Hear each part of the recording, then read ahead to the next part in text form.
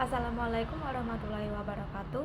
Perkenalkan, nama saya Sherly Dwi Faningrum dari Program Studi Manajemen Bisnis Syariah kelas B Fakultas Ekonomi dan Bisnis Islam dengan NIM 202505010349. Baik, di sini saya akan mereview sedikit materi tentang pembagian ayat Al-Quran berdasarkan maknanya guna memenuhi tugas ujian akhir semester mata kuliah Ulumul Quran.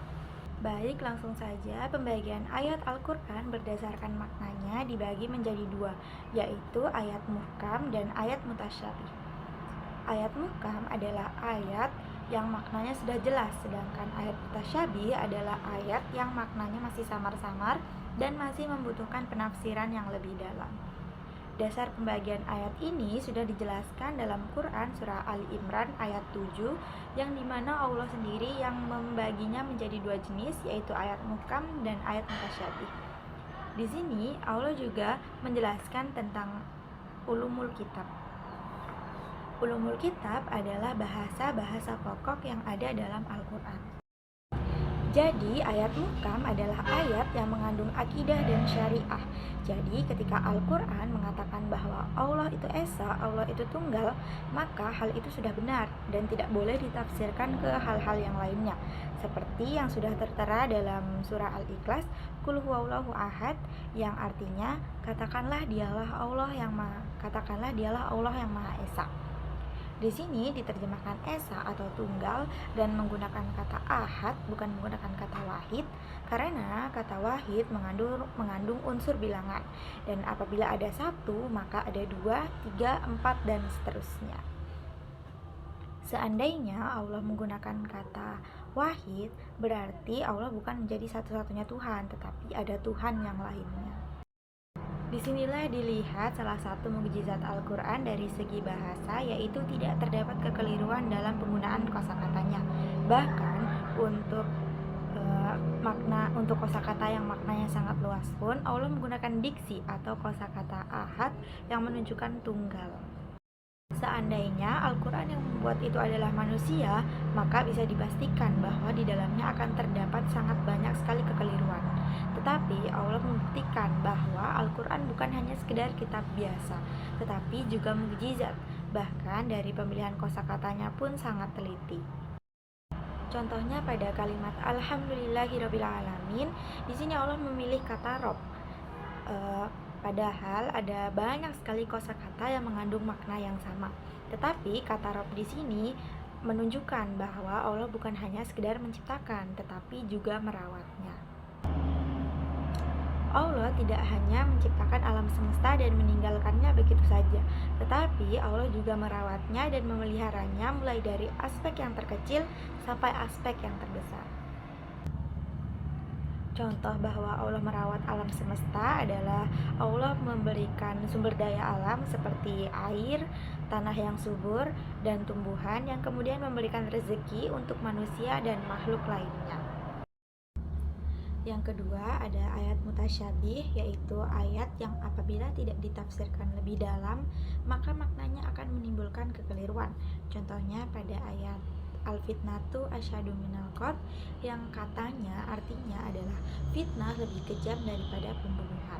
Nah, itu adalah salah satu makna ayat Al-Quran yang apabila tidak ditafsirkan lebih dalam maka bisa menimbulkan kekeliruan. Padahal dari seluruh kitab tafsir, mulai dari 3 tafsir yang klasik sampai ke yang modern, tidak ada satupun kitab tafsir yang memaknai bahwa fitnah itu lebih kejam daripada pembunuhan. Di sini letak mutasyabihnya adalah ada pada kata al-fitnah. Padahal kata fitnah di sini berbeda dari kata fitnah yang dalam bahasa Indonesia. Kata al-fitnah di ayat ini itu maknanya musyrik, bukan menuduh. Kemusyrikan adalah orang-orang yang keluar dari Islam dan sangat-sangat besar tanggung jawabnya di hadapan Allah daripada dibandingkan berperang.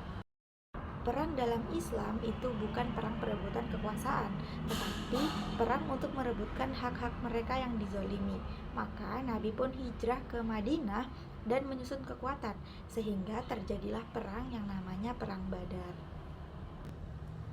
Dalam perang Badar tersebut, umat Islam hanya berjumlah sekitar 300-an orang dan melawan 10.000 orang. Padahal jika dipikirkan secara logika, 300 orang itu dan melawan 10.000 orang pasti dipastikan akan kalah. Tapi Nabi sudah berdoa dan diizinkan untuk berperang, maka 300 pasukan itu berhasil melawan 10.000 orang tersebut. A'udzu billahi minasyaitonir rajim. Bismillahirrahmanirrahim. Alhamdulillahi rabbil alamin. Arrahmanirrahim. Maliki yaumiddin. Iyyaka na'budu wa iyyaka nasta'in. Ihdinas siratal mustaqim. Siratal ladzina an'amta 'alaihim ghairil maghdubi 'alaihim waladdallin. Amin. A'udzu billahi minasyaitonir rajim. Bismillahirrahmanirrahim.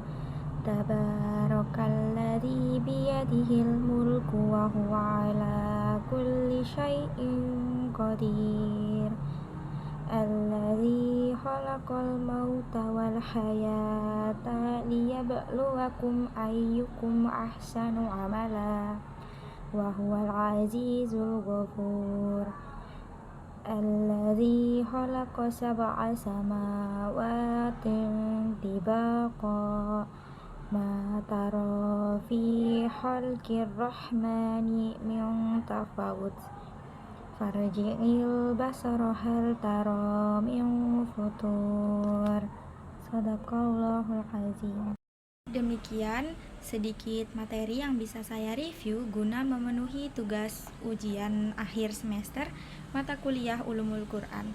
Kurang dan lebihnya mohon dimaafkan. Wassalamualaikum warahmatullahi wabarakatuh.